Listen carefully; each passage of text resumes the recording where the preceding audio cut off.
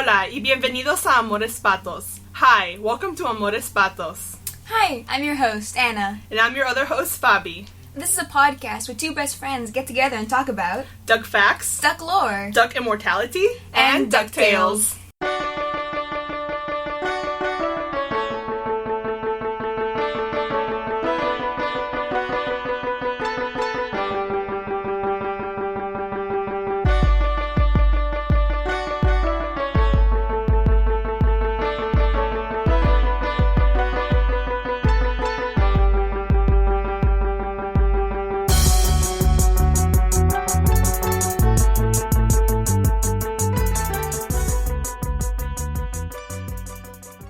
Alright, welcome! This is the 10th episode of Amores Patos. Holy shit.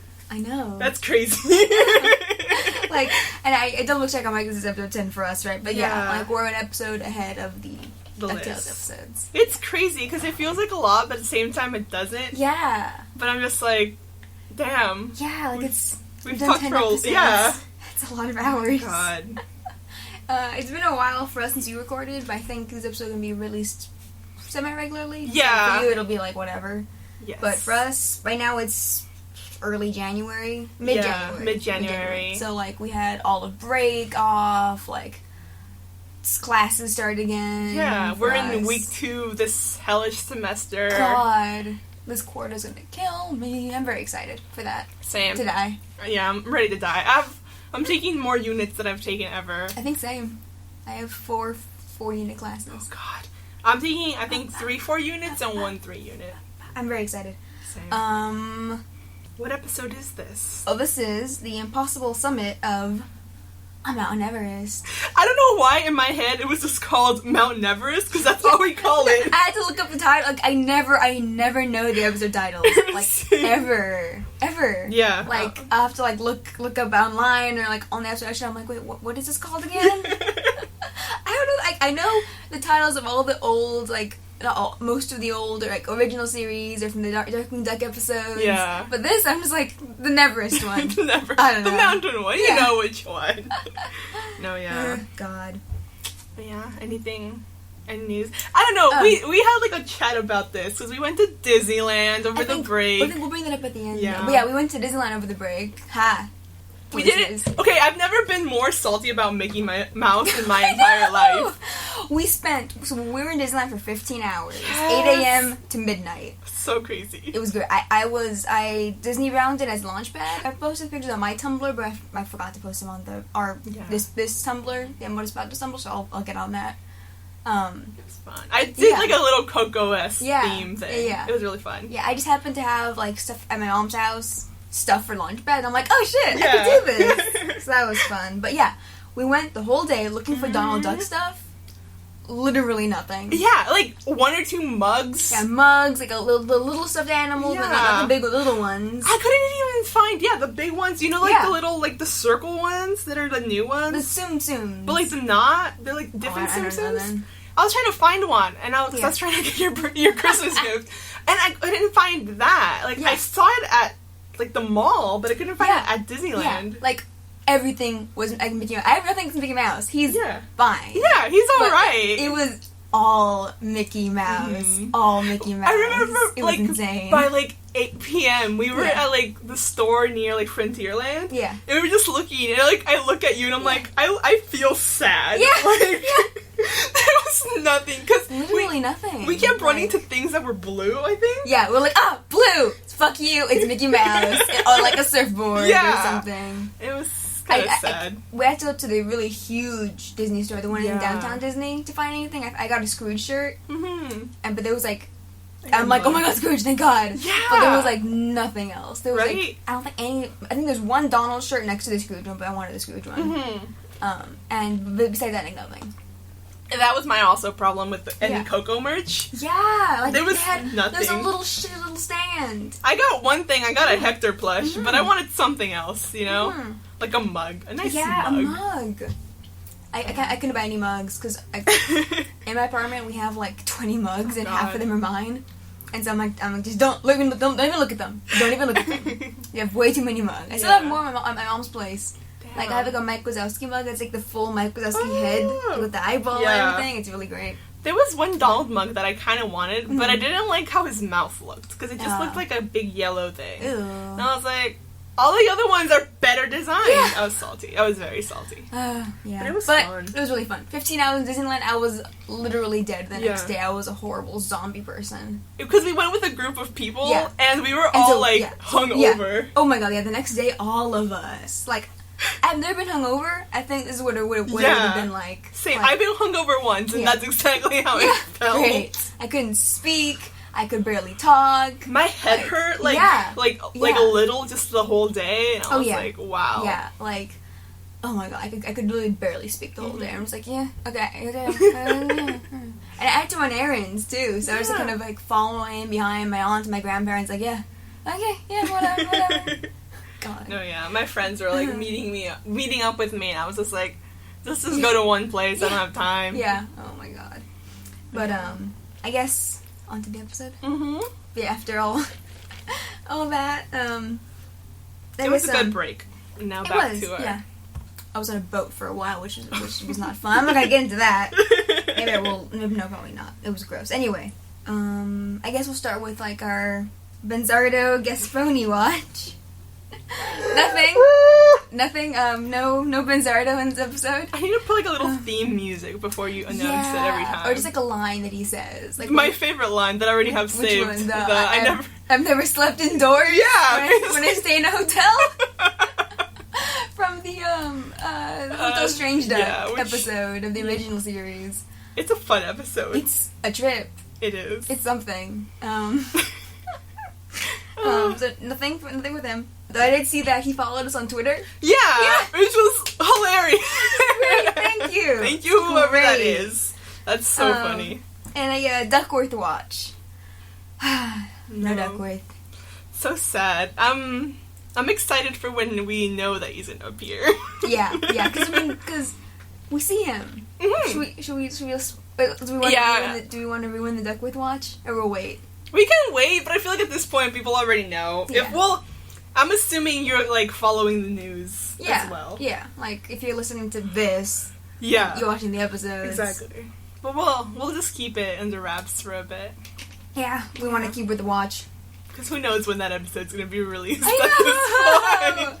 Like, I know we're not getting episodes through January, through February. I'm hoping March. Yeah. Like, it doesn't even faze me. Like, I had to wait a year for the Gravity Falls Season 2 after a horrifying cliffhanger of Season 1. Now, I was there. Yeah. I was there from the beginning. And then, I've waited for Ducktales since it was announced. And that was 2014? Yeah. When were we seniors in high school? 2015? 2015. I've waited since 2015. Holy shit. So... whatever. It doesn't faze me. And I was in the Sherlock fandom for a very, very long time. I've been through all of this. It doesn't faze me. Either. Also, though I do want more episodes. Very much. Yeah, I do. Very. And they're done. They're just not releasing them. Because I guess, isn't, a problem that Cartoon Network has, too? Where they have, really shitty scheduling for things? So it ends up being, 20 billion hours of one thing. Go. Yeah, I'm not sure what the issue is with DuckTales right now. But hopefully they don't mess up the episode order anymore. Which if I'm assuming if it's plot relevant that they stay in order, they'll stay in order. Mm-hmm. Or enough people tell them stop fucking it up. Yeah, I'm sure if they need to be continuity, they'll keep it because they don't want to mess that up. But like this episode. Yeah. The Impossible Summit of Mount Neverrest was supposed to have been released right after Daydream of Doom, I think, right? Oh, shit. It was supposed to be premiered Daydream of Doom, which is a Webby episode, and then it should have been a Huey episode, and then the Louie, the Great Dime Chase. Yeah. Because Dewey got his whole thing in the second part. Yeah. Of the DuckTales premiere. But instead, because they mentioned Christmas, the fact that it's Christmas in this episode, they moved it to, it was December. Something that it came out. Yeah, I think I saw something about it being early December. Yeah. Yeah, I don't know. Maybe that whole December thing was also the reason why I have thoughts about this episode. That changed. My thoughts changed, but I had thoughts. No, yeah, because then that kind of changes characterization. Because we also see in this one that Louie doesn't. Like, yes. yeah. Yes. Yes. Yes, we'll get into it. We'll get into it now. Can you put subtitles on yours? Because I can't put them on mine. Yeah, there you go. I don't think I can. So. Oh, beans. No subtitles for you guys. We have to guess what they're saying. I wrote down. Notes. Yeah. We took notes of the important stuff. Is this playing? I just saw me writing churros and then... Wait. Pause yours so I can catch up. Okay. Okay. So it starts with Scrooge talking over this, like, picture thing. He has a book open. Oh, no. Pause. Damn it. Oh, my God. Okay. Technical difficulties. Yeah. We'll see how much of this stays. Because if I find it hilarious enough, it'll stay. Okay, so it starts with Scrooge narrating. Because he loves doing that. I just always get, like, Shrek vibes in the beginning. What? Because Shrek narrates! And that's like... Tons of movies have narration! I know, but like... How does Shrek even... I don't remember Shrek narrating! He's narrating how, like, a long time ago... Wait, that's the wrong end. Once upon a time, this and that. Oh! And it's like... And we all know that's a lot of... And he, like, flushes the toilet. Oh my... I have not seen the first Shrek in a long time. We're gonna watch it tomorrow. No, someone posted a video that was, like, a universe in which... All Stars were replaced by the Bare Naked Ladies 1 week. Oh god. I was like, holy fuck! No, but yeah, it's like a storybook. Why does it make you think of... It's just a... It's like a history... I know, it's a history book. So many movies start with narrations, and you think Shrek. I think Shrek... I'm always thinking about Shrek. That's the thing. Someone will say, that'll do, and my immediate thought is... Of course, that'll do, donkey. That'll do. Like, one time, my roommate and I, she said, oh, that'll do. And then we just, like, look at each other in slow motion. And we both were we were too busy laughing to, like, actually do the joke. Yeah, I don't know. My life has been ruined by Shrek.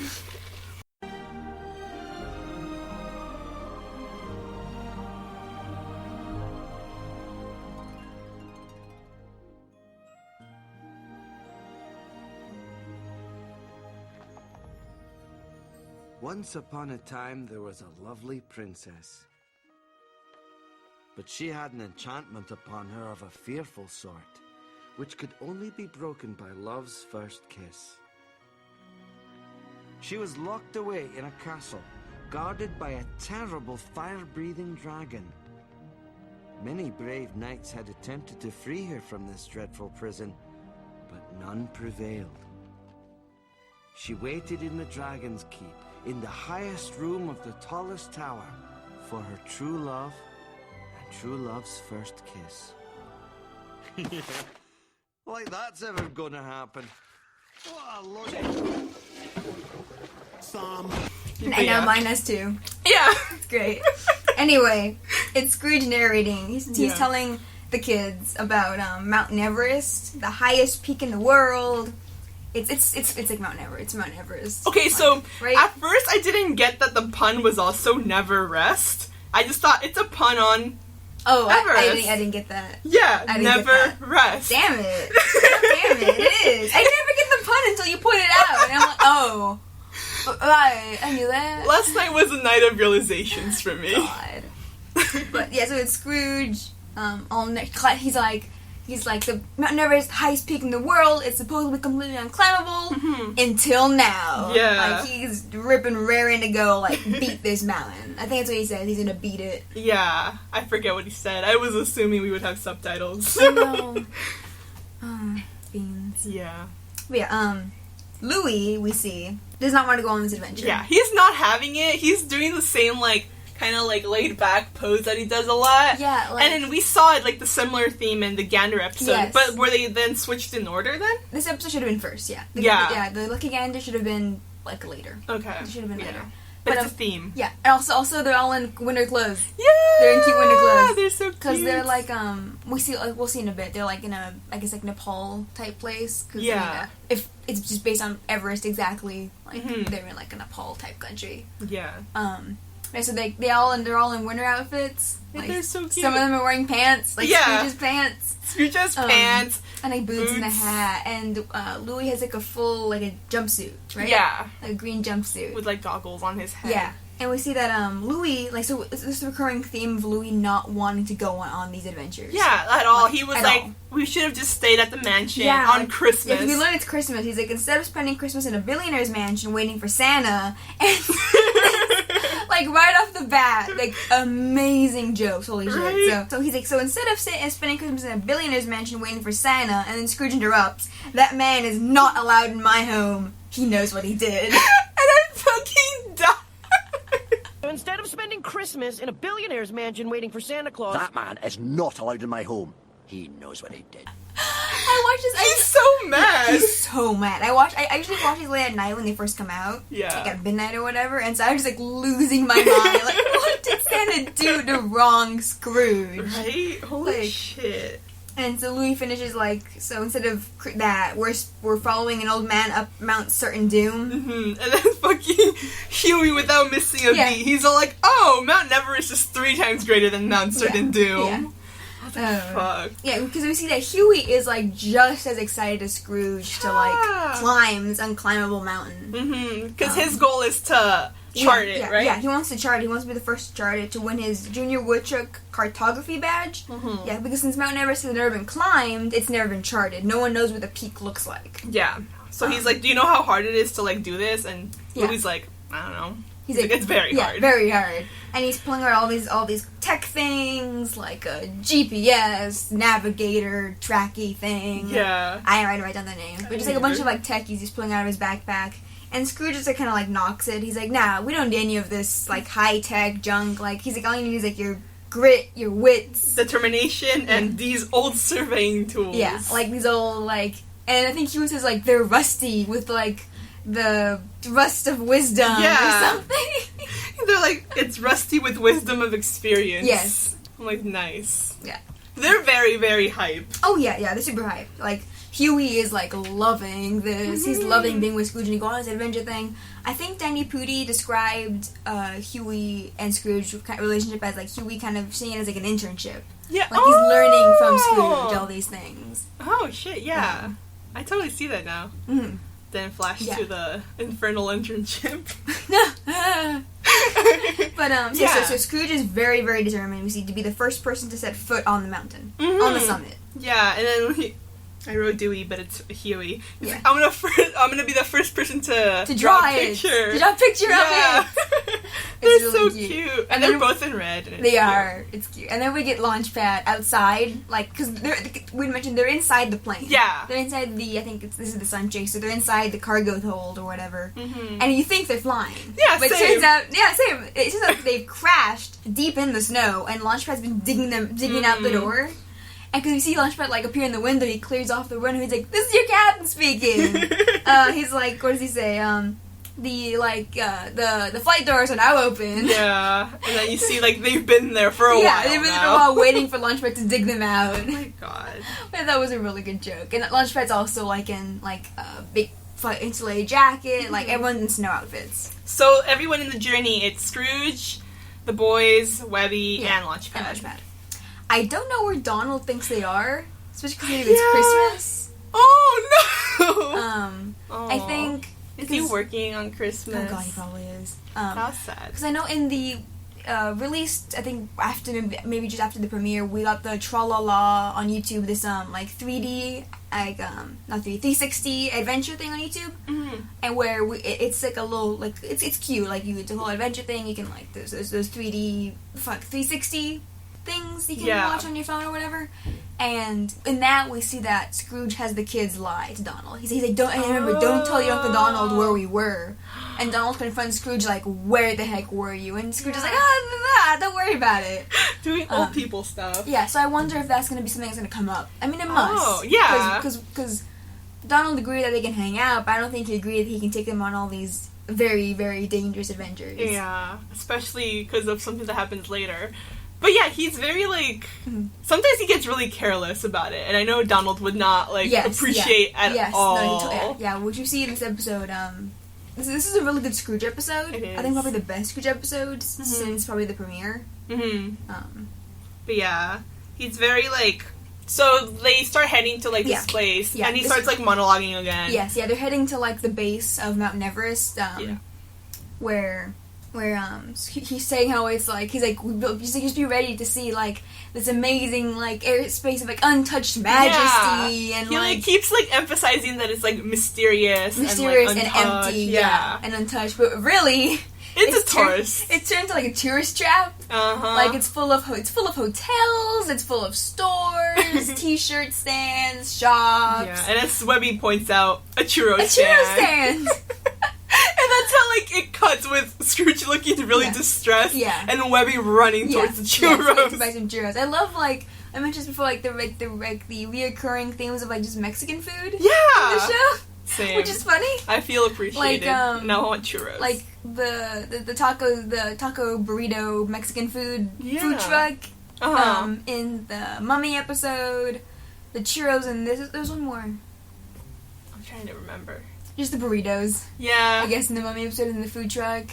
Because Mexican food is that great. I think there was like an actual like voting thing of like all the food in the world, which was the best, and Mexican food I think was right up there. We have really good food. It was really good. But so it's no longer this gleaming empty paradise that Scrooge described. Yeah. Which made me think this is like a full bustling kind of like town now. Yeah. And the fact that Scrooge just crashed his plane like right outside of it. I'm just like the fact like when you're rich you can crash your plane anywhere. God. What are they gonna tell you? It's like, oh no. Sorry, no. I'm not in trouble. I'm rich. I'm rich. I've like what was it from Parks and Rec? He's like, do you have a permit? And it's like a piece of paper. Yeah, it's like I do what I want. Yeah. You're on. But yeah, it's like completely packed with like people. Oh yeah, like people and like there's like snowboarder guys, people, like just tourists everywhere. And a lot of really cool character designs, just scattered throughout. Just if you just look at anyone, lots of different bird species, dog species. I saw a couple of rats. Really? For the first time. Yeah.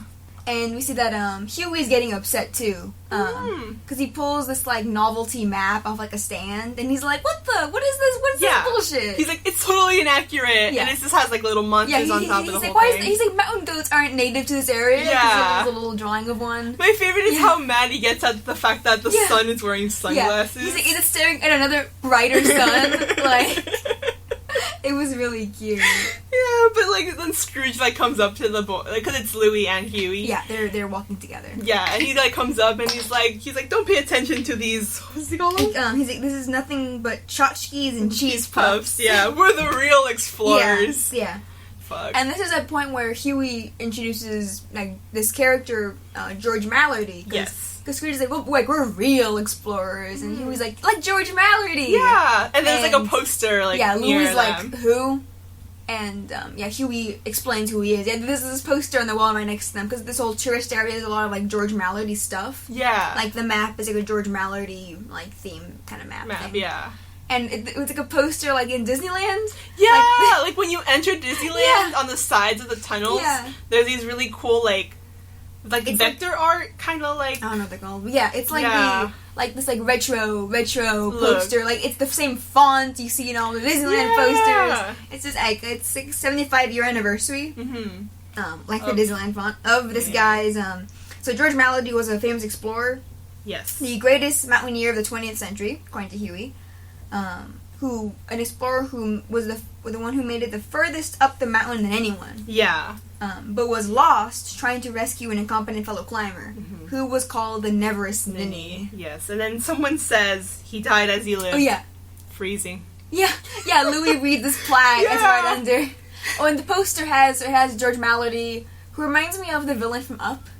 Oh shit, yeah. Like the pilot guy. Yeah. It reminds me of him. It's a very kind of fancy. He has a little mustache. Yeah, he has a little mustache. He's got this sweeping black hair. Yeah, and at first I thought that was a hat. No, it's his hair. It's his hair. Yeah. And he's standing on the edge of the mountain with a rope holding this dangling guy, which is the Neverrest Ninny. Yeah. Who I guess right away who. Yeah, same. Yeah, I'm like, same. We're not even gonna pretend. Also, because Scrooge in the background is glaring at this poster, and so Huey reads the plaque at the bottom, which is really fun. He's like, he died as he lived. Freezing. Which reminds me of something I said to my brother one time. I was like, I want my gravestone to say, she died as she lived. And then my brother goes, half-assed. Oh, your brother's funny. He's Scrooge's main. No, but yeah, that was funny. I was like, fuck that. Funny. But yeah, they're talking about how like he like awesome George Malady was. Yeah, and then Scrooge gets mad and he starts like insinuating that like he was a quitter. Yeah, that he was a quitter, and then Louis goes, "You know, there's a difference between dying and quitting," and he's like, "Not to me." Yeah, he's glaring like, "Not to me." George Malady, he died as he lived, freezing. Ah, stop your havering. That's just a load of nonsense to sell t-shirts to tourists. We're going to outdo that quitter Malady by making it to the top. You realize there's a difference between quitting and dying, right? Not to me. Yeah, because Scrooge is like, he's determined to outdo that quitter Malady by getting to the summit. Exactly, you know, he's like, he died, you know, it wasn't his choice to stop breathing. To like, not make it up the mountain. Right. He died. The fuck, Scrooge. But then it switches back to Webby, who was looking at like a sled on the window. Yeah, and she's like, "Oh my god, I need to buy that." Yeah, and she does. She does. She buys it, and we see Dewey is looking for like those keychains with the names on them, and he's like, he keeps looking. He's like, "Oh, they never have Dewey. They never have my name either. They never have my full name." Yeah. There's like a lady dog taking a selfie that I was really... she's got the selfie stick, which is really nice. Yeah, I love. Like, I said it before, like, I love original DuckTales, even Duckling like a little bit less, but original DuckTales especially was very much set in this, like, Disney, old 1940s Disney aesthetic. Yeah. Like, it all felt very...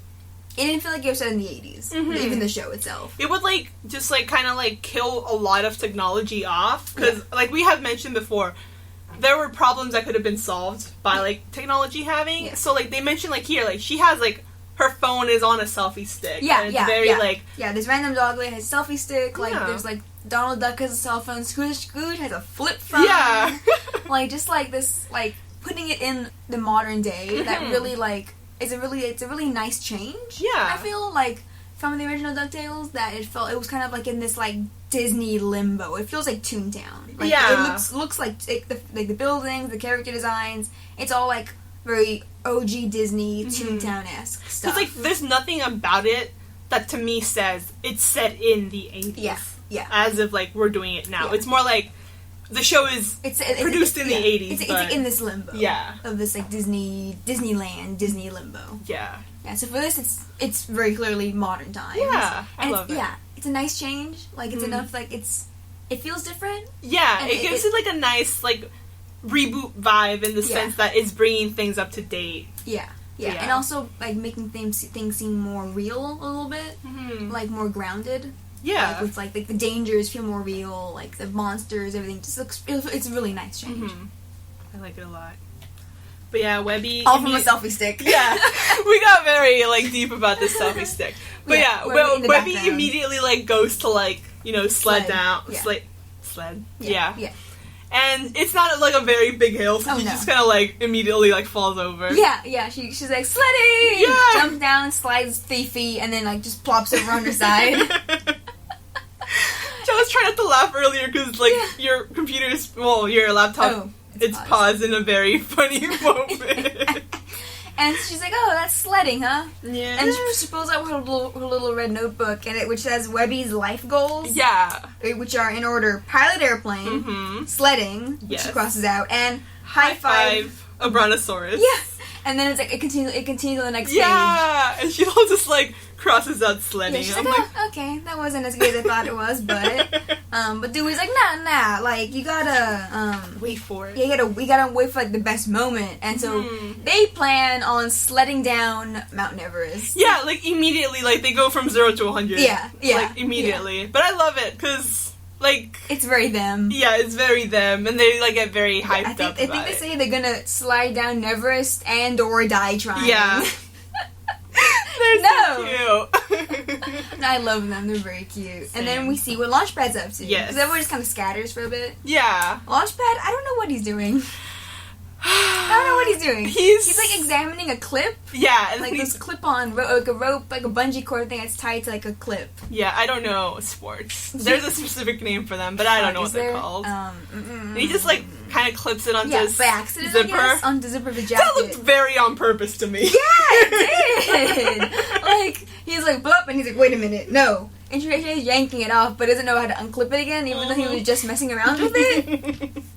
And so he gets all tangled up, and we see Launchpad's buff.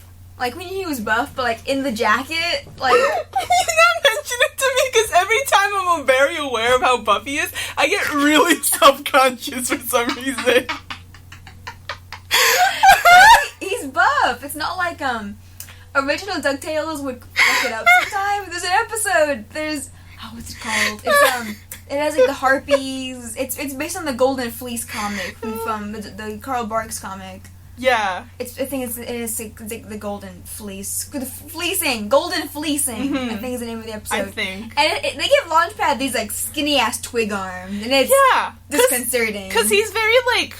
Well, my friends and I used to call, like, the Dorito effect for Captain America. Yeah. He's definitely got the triangle body. Yeah. But, like, sometimes in the original, it would become really, like, wiggly in, like, a really, like...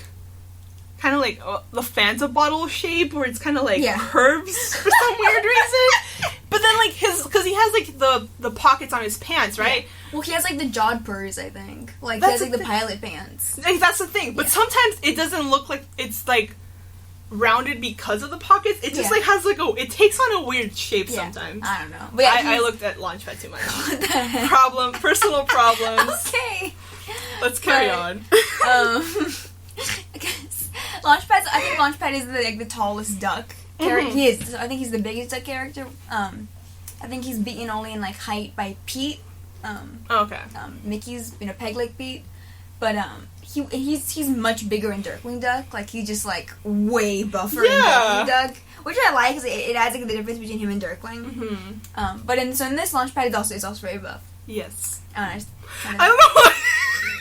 Like, cause he gets tangled with the clip-on thing and the rope, but he's getting more and more, like, unnecessarily tangled. Yeah, and, like, the salesman looked at him and, like, oh my god, yeah, there's a sleazy salesman who pretty much is like, a worthy idiot. A sucker. Yeah. So he immediately, like, cuts him off, like, the ropes. Yeah, he just cuts it. Yeah. Like, Launchpad hops over to him, all tangled up still. Like, just let it go, it's a... Yeah! Oh, God. But, and so he cuts him loose, and he tricks Launchpad into buying, ice fever prevention gear. So he makes up his own, and it's called Ice Fever. There's a joke in there that I probably am gonna butcher, because, like, the guy says, like, it can strike down a climber in minutes, and then Launchpad goes, it can take more than a few minutes to... Yeah, he's like, but it'll take, what did he say? Several minutes to climb up? Maybe even longer! Yeah. That's right, Launchpad. That's right. Oh my god. So the salesman tricks him into believing in this made-up illness called ice fever, and that it'll like kill him in seconds, and he has to buy all this prevention gear. He says something along the lines of like it killing like brain cells by the thousands. Yeah, by the thousands. Yeah, like your eyes will freeze out of your head, and like. It's scary stuff, and he just kind of keeps, like, piling on a bunch of stuff to him. Yeah. And Launchpad's kind of like, are you sure it's really expensive? And the guy just kind of keeps, like, he keeps kind of arguing, Yeah, he keeps tricking him, like, lying about, like, how he needs all this stuff to survive. He even gives him snacks, which I thought was weird. The snacks. He's trying to sell him junk. Yeah. But yeah, so Launchpad buys into it, and we see... Oh, God, my favorite part. So, like, they all meet up at this, like, map, like, You Are Here map, at the base of the mountain. Because they're all ready to go to climb it. They're all the kids. Webby has her sled. Launchpad has this humongous pack on. Yeah, very, like, what Kronk is carrying in... Yes! Oh my god. Except Kronk is carrying Yzma. Yeah, exactly. No, but it's, like, kind of, like... Supplies, like, kind of that height. It's height and shape. Exactly. Of the thing Kronk is carrying. But yeah, so, like, they start kind of, Like, Scrooge is like, okay, you guys ready to go? Yeah. Like, he's like, we're gonna climb this mountain, nothing's gonna stop us. And Louie's like, I can't wait to, like, find the treasure on top. Yeah. And Scrooge is like, there is no treasure of Mount Everest. Yeah. And Louie nopes the fuck out immediately. I thought it was so funny. He's like, oh, no, then. Yeah. He's like, oh, nope, I'm out. Nope. He drops his rope, he drops his pickaxe thing, and, like, he's like, no, I'm gone. And he's literally, he, like, teleports away. Yeah. He appears at the like, coffee stand, like, 20 feet away. Yeah. Like, yep. Like, distantly, he's like, have fun! Yeah. He's like drinking coffee already. He's Whatever. like a tea, like a what's the word in Spanish in English that I know the carafe. Kettle. Carafe for the it's not a kettle for coffee. I don't know what they're called. I know in Spanish. That's not helpful. He's got a coffee pot. Yeah. Jesus Christ, that was easy. Okay. The coffee pot. What's the difference between a kettle and a coffee pot then? Kettle is for water. For Oh, tea. okay. Oh. Yeah, it's like on a stove or like the electric one for water. Okay. Huh. I don't know things. I just call it in Spanish. La cafetera. That's a coffee Yeah, maker. exactly. I don't know that. My Anyway. parents taught me wrong. Okay. Huey looks so happy. Yeah, in so this. Louis gone. He does not climb the mountain. He's gone. He's done. That's me. I mean. Yeah. I like how no one like forces him or anything though. Yeah. They're like, oh, okay. I probably wouldn't want to leave him alone Exactly. in another country. But True. Scrooge. So they're like, oh, alrighty. So they start heading out. Mm-hmm. And then Yeah, they're all very pumped to go. yes. Sorry, Yeah, Huey wants his cartography badge. Dewey and Webby are planning on jumping to their deaths. Mm-hmm. And so we see a bit. So they're climbing the mountain, and Launchpad is telling Scrooge about ice fever. He's like, oh, this is what like it does and stuff. Yeah. And then Scrooge is like, where did you even buy all of this stuff? Yeah. Louis is doing here, and he's hilarious. He's like, oh, Louis put it on his corporate credit card, and Scrooge is like, Louis doesn't have a corporate credit card. Launchpad goes, oh, Louis gave me your credit card. Yeah, it's like really casual. He's like, oh, Yeah. Louis gave me a credit card. And Scrooge turns back around, like, glaring at Launchpad, like, dude, the fuck? Like, so Scrooge asks him, like, how do you afford all that gear? Because he just knows that Launchpad just broke as fuck. Yeah, Like- exactly. Yeah.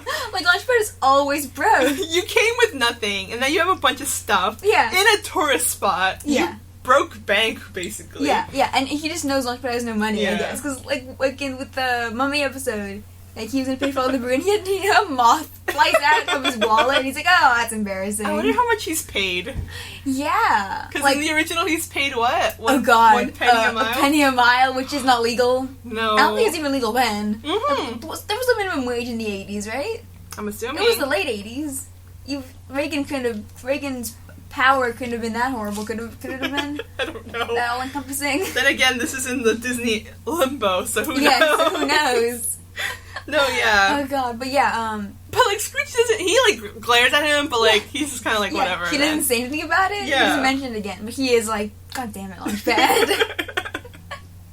And we end up interviews with like Beck Bennett that the reason why Scrooge keeps Launchpad on is because he's very cheap, despite him always crashing. Yeah, he's very cheap. he is.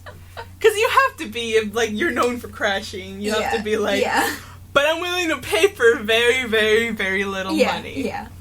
And we see that Webby tries they see like Webby's like, oh, should I slide down here? Yeah. And it's just this like horrible like pit thing. I think there's maybe spikes or some bullshit. Yeah, like in snowboarding terms, I think it's like a kind of like a half pipe thing. I don't know. Yeah. Yeah, because if like she were to go down, she would immediately come back up through the other I think so, side. right? Yeah, like flying up. And, like, it'd be bad. But Dewey's like, nah, wait a bit. And Yeah. she's like, can't wait! And she throws her sled down, but he kicks it out of the way before she can land. She just lands face first in the snow. He's like, nah, you gotta wait for the most opportune moment. Every time I just kept thinking of Hamilton. What? I have to wait for it. I am the one thing in life I can control. I am inimitable, I am original. I'm not falling behind or running late. I'm not standing still, I am buying way. That was one of my jokes I've been thinking about since last night. God. Thank you. I'll be here all week. Oh, my mom's going to see Hamilton. That just makes me like... She got tickets from a friend who had 2 extra tickets, so she and my sister are going. She told me on the phone. She's like, you're going to hate me, and I'm like, oh god. What did you do? Oh god. What's happening? She's like, I'll get you a t-shirt. I'm like, you better get me a t-shirt. Oh my God. No, yeah. My other friend, who actually listens to this, so hi Francis. Oh my goodness. Yeah, she went to see Hamilton too. That's right. And I was like very jealous. But she got me back like a really cool like booklet of like the original cast pictures and stuff. So it was really cool. Yeah. But I'm very jealous that people around me keep watching Hamilton. Oh, God. Oh, so the kids, they all keep walking, and they come to this, like the last kind of checkpoint thing. Yeah, it's like, no turning back. Yeah, it says, what are my notes? It says, point of no return, this way certain death, and then the opposite way, this way to Coco. I love, like, how it's just, like, certain death, and then it's like, Coco here. Webby and the kids look at each other kind of seriously, but then Webby and Dewey turn around like, certain death! Oh, and Scrooge is like, that's the spirit! Yeah, like, Scrooge, no! But then, oh god, Launchpad, with his humongous, like, Kronk pack, it gets stuck on the archway, and he gets, like, rocketed back. Yeah, he immediately, like, fucking... Goodbye, Launchpad. Like bungee cord straps, I guess, just goes flying backwards. Yeah. Like, he's just screaming the whole time, like, sliding down the mountain, like, jumping, like, hitting a rock and flying in the air and just sliding all the way down. He's screaming the whole time. Yeah, and at first, like, Scrooge doesn't notice, but until he, like, tells him, like, oh, can you give me my... Climbing spats. And then he, like, turns back and sees that, like, Launchpad is gone. He's gone. But, like, he, like, sort of implies that Launchpad did it on purpose. I don't think you see him, like, sliding away, like, screaming. He just vanishes. Yeah. He thinks that, he must have... he left them to hang out with Louie. Yeah. I was like, fucking hell. What really happens, he crashes all the way down the mountain and then crashes into a sauna. It's like a spa thing for tourists and stuff. Like a hot water spring and stuff. He crashes straight into a sauna. So he makes it inside and it's like it's a steam room that he's in. So he starts freaking out because he's like... It fogs up his goggles. Yeah. And so he thinks like the ice fever is setting in. Exactly. Which... I don't know what is it about goggles and steaming up, because whenever I'm, like, wearing my goggles in a lab, they always steam up, and I can't see. And it's so fucking dumb. When I wear my glasses and it's raining, and I go indoors, and I'm like, oh, Jesus. No, but, like, this is just, like, me trying to do a lab with goggles, and it's just, like, suddenly, like, I can't see, and I'm like, I'm handling these, like, fucking... drugs here, and I can't, like, fucking see out of my goggles, so I'm like, fucking... I don't know what it is about goggles. But yeah, so they kind of like they leave him. Yeah, Scrooge says that so they think Launchpad's ditched them for Louie to hang out with Louie. And Scrooge says he's like, ugh, let's keep moving. The last thing we need is a bunch of Neverrest ninnies. Right? Like kind of like bitterly. And Huey's like, I thought I said that wasn't a thing. And if they say it was a myth, and Scrooge is like, just because it's a myth doesn't mean it's not true. And Huey's like, well, actually. But they just keep going, and it's so it's fun. the point where he says like, right? Like they keep walking. He's like, don't worry. He's like, don't freaking worry. Like. He's like, with me here, he's like, I promise nothing bad will happen to you. And Louie almost immediately falls. Huey. Fuck. Damn it. Dewey. Almost immediately, because like a part of like the mountain, the mountain pass crumbles underneath him. And he's like, well, falls to his death. Yeah, and they all look at him really mad, especially Dewey.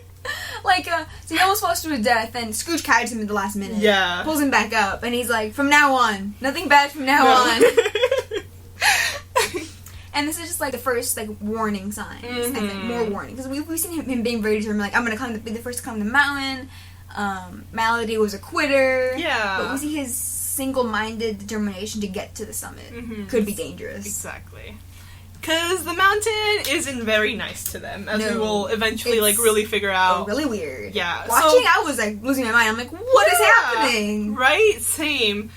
I think, like, at this point right now, like, they're still walking up, and then Huey's, they're all tied together with ropes, all connected. That was really cute. And they were, like, he's charting everything. Yeah. He has, like, the stupid, like, bullshit map from the base camp. Yeah. And he's adding his own things. And he's naming everything really fucked up things. Yeah, like the Chasm of Infinite Death, or Infinite Despair. I'll put it right next to this. And they find this, like, snow-covered rock thing that looks kind of like a rabbit. He's like, oh, I'll name this Bunny Rock. Yeah. The snow falls off, and it's, like, this demon-faced rock. And the kids scream, except for Huey. And he's like, I'm still gonna leave it Bunny Rock. Which I thought was really funny. I know. Because Webby and Dewey are like, oh, jeez. Like, yeah, that's fucked. Yeah. But, yeah, they keep walking, and I think this is this is where Scrooge kind of comes up with this rock that's really like we get to this like sheer cliff face, and it's like the blah blah blah. They're the rocks that make up Neverrest are really cool looking. Especially this one, it's like this little like reflective mirror like rock. Mm-hmm. It's like, that like obsidian. Or something. It's really pretty. It's really like flat. Yeah, and like he can see his reflection. Yeah, straight up. Yeah. So the kids like look at that and they're immediately like, oh, this is like end of the line. Yeah, because it's a straight sheer like flat rock face. And Huey pulls out his cartography badge that he wants to earn, and he kind of sadly like. Yeah, I guess it wasn't meant to be. But we see that Scrooge actually like managed to hook. Oh no, before that, Webby pokes Dewey like, oh, should I go now? Like, should I sled now? And it's like sharp rocks right underneath them, and like it's like very perilous. And Dewey's like, yeah, okay, I guess good enough. He's like, you'll have to settle for like this and that. Yeah, a triple luge with a downward spiral or something. I legit wrote down here, Dewey names some complicated stuff. I hope Anna writes it down. Nope. I'm like, nah. I don't know how to spell after those words, so nah. It's like words Dewey made up. Yeah. My thing is, though, Webby was ready to go. Yeah. But she's tied to the rest of them. She is! She went? She was gonna take everyone. Oh my god, she totally would have. Oh no. That was like my thought. I was like, Webby, no! Yeah, oh my god. Because while Dewey and Webby were talking, Scrooge managed to like somehow get it's like a grappling hook type thing, like hook the rope at the very top of this like sheer rock face. Yeah. And he's like climbing like vertically up. Yeah. And so, he's like, I got it, kids. Like we're good to go. And Huey and Dewey cheer, and Webby's like, yay! Yeah. She really wants to like sled to her doom. Exactly. She wants to die. Yeah. So then it goes back to Launchpad's adventure in the sauna. Yeah, he steps out of the sauna into a hot spring. Yes. And he starts, like, kind of talking to himself. Yeah. Kind of, He's, like, so warm. Yeah. He's like, ice fever, like, is, like, setting in. And, like, he bumps into people. And they're like, hey. And he's like, I hear the cruel winds of Neverrest calling me. And, like, this is the end. And he, like, kind of, like, falls into the water dramatically. Yeah. And he's like, no! Like, this is not the end of Launchpad McQuack. He's like, it will be, by plane crash or not at all. I'll put the clip in because the delivery gets to me every time. Because it's like, he's like, saying, surrender. Yeah. And he kind of, like, dips in the water. Yeah, like, dramatically, like, oh. Yeah. And like fucking Jack in Titanic. Like, oh my god. Bye. So hot.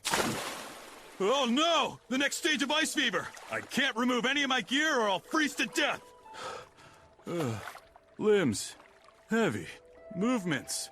Lethargic. Watch it! Hey! I can hear the shrill wail of Neverrest's cruel wind calling me. Surrender! No! This is not the end of Launchpad McQuack! It will be by plane crash or not at all! Before that, though, because I was watching this at an ungodly hour, when he says limbs heavy, my mind immediately went arm spaghetti. Because...